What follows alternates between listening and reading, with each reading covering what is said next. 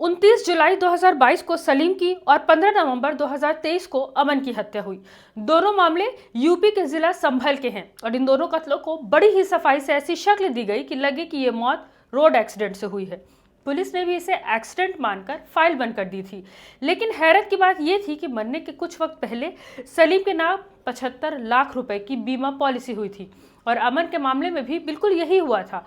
अमन के एक्सीडेंट के कुछ वक्त पहले अमन के नाम पर कुल 2,70,00,000 रुपए की कई बीमा पॉलिसी हुई थी। कुछ वक्त के बाद पुलिस के हत्थों कुछ ऐसे लोग चढ़े जो लोगों की बीमा पॉलिसी करवाते थे। छानबीन के बाद जो खुलासे हुए उससे पुलिस भी हैरान रह गई। दरअसल बीमा कराने वालों का एक पूरा गैंग था। इस गैंग के लोग अपने आसपास के जरूरतमंद और कमजोर लोगों को निशाना बनाते थे। पहले उन्हें बहला फुसला कर उनका बीमा पॉलिसी करवाते थे। बीमा कराने के लिए जो रकम दी जाती है वो भी खुद ही भरते थे और नॉमिनी में अपने ही गिरोह के किसी मेंबर का नाम डाल देते थे। और ये लोग किसी एक कंपनी से बीमा नहीं करवाते थे बल्कि कई सारी अलग अलग कंपनियों से बीमा करवाते थे ताकि मरने के बाद जो रकम मिले वो ज्यादा हो। सारी फॉर्मेलिटीज हो जाने के कुछ वक्त के बाद पूरी प्लानिंग के साथ हथौड़े से सिर को कुचलकर उन मासूमों की बेदर्दी से हत्या कर दी जाती थी और उसे रोड एक्सीडेंट दिखाने के लिए बॉडी को रोड के किनारे फेंक दिया जाता था जिससे कि बॉडी की जल्द पहचान हो सके और उसकी मौत की वजह रोड एक्सीडेंट समझा जाए। पुलिस भी इन हत्याओं को रोड एक्सीडेंट समझकर सर्टिफिकेट जारी कर दे रही थी जिससे बीमा की रकम वसूली करना आसान हो जाता था। रकम मिलने के बाद ये गिरोह उस रकम को आपस में बांट लेता था। इस गिरोह के लोग अब तक 2 लोगों की हत्या कर चुके थे और तीसरी हत्या की प्लानिंग कर रहे थे। इस मामले में वेद प्रकाश, कमल सिंह, निर्देश कुमार, उदयभान, प्रेम शंकर, सुनील कुमार, ओम प्रकाश को गिरफ्तार किया गया है। ये लोग उन युवाओं की पहचान करते थे जिनका कोई करीबी नहीं होता था। उससे दोस्ती करके उसके नाम पर कई सारी बीमा पॉलिसी करा देते थे। दरअसल युवाओं की पॉलिसी में प्रीमियम कम देना पड़ता है और क्लेम की जो रकम होती है वो अच्छी खासी मिल जाती है। इसी वजह से गिरोह के लोग युवाओं को अपना निशाना बनाते थे। गिरोह ने सलीम और अमन की हत्या करने से पहले दोनों का अलग अलग कंपनियों से जीवन बीमा कराया था। उनका प्रीमियम भी खुद ही भरा और दोनों हत्याओं के बाद इन घटनाओं को हादसा दिखा दिया। गिरोह में से ही एक सदस्य वेद प्रकाश ने अपने जीजा को झांसे में लेकर उसके बेटे अमन के नाम 4 पॉलिसी कराई थी।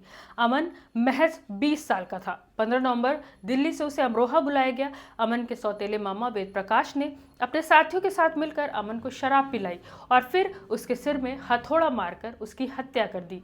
इसके बाद 16 नवंबर 2023 को थाना रहरा जनपद अमरोहा में FIR दर्ज कराई। उसका भांजा जो अमन है, जो दिल्ली का रहने वाला है, उसकी मौत हो गई है। एक अज्ञात वाहन ने उसे टक्कर मार दी, ये कहकर उसने रिपोर्ट दर्ज करवाई। कार्रवाई के बाद पुलिस ने अपनी रिपोर्ट भी दे दी। इसके बाद अमन के सौतेली माँ के खाते में एक पॉलिसी के 22 लाख रुपए आ भी गए थे जो सभी ने आपस में बांट लिए। अमन के नाम पर करीब 2.5 करोड़ रुपए दूसरी पॉलिसियों से मिलने थे। अमन के कत्ल का खुलासा तब हुआ जब किसी दूसरे मामले में एक शख्स के मोबाइल फोन की जांच करते वक्त पुलिस को अमन के बीमा पॉलिसी को लेकर कुछ जानकारियां मिली थी। उस शख्स के मोबाइल में अमन के नाम कई बीमा पॉलिसी की जानकारी, FIR, पोस्टमार्टम रिपोर्ट, आधार और पैन कार्ड की फोटो, बीमा क्लेम से जुड़ी कुछ व्हाट्सएप चैट्स बरामद हुई। जब पोस्टमार्टम रिपोर्ट देखी तो पता चला कि एक्सीडेंट का मामला होने के बावजूद उसके शरीर में कहीं पर भी चोट के निशान नहीं थे। सिर्फ सर पर गहरे वार हुए थे जो कि एक्सीडेंट के मामले से मेल नहीं खा रहा था, जिससे पुलिस का शक और गहरा होता चला गया। पूछताछ में वेद प्रकाश और कमल ने बताया कि उन्होंने अमन की हत्या बीमा की रकम हासिल करने के मकसद से की थी। वो पहले भी इस तरह की हत्या सलीम नाम के युवक की कर चुके थे जिससे उन्हें 75 लाख रुपए की बीमा क्लेम मिल भी चुकी थी। सलीम धनारी का रहने वाला था और उसकी हत्या 29 जुलाई 2022 अमरोहा के रहरा क्षेत्र में हुई थी। उसका सिर गाड़ी से ही कुचला गया था। इस वजह से ये मामला एक्सीडेंट का ही लग रहा था।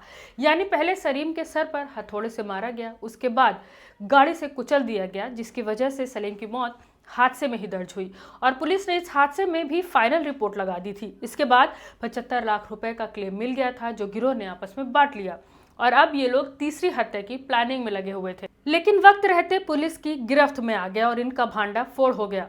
मैं हूं रूबा अंसारी और आप देख रहे थे मिल्लत टाइम्स। इस रिपोर्ट पर आपकी क्या राय है हमें कमेंट करके ज़रूर बताएं।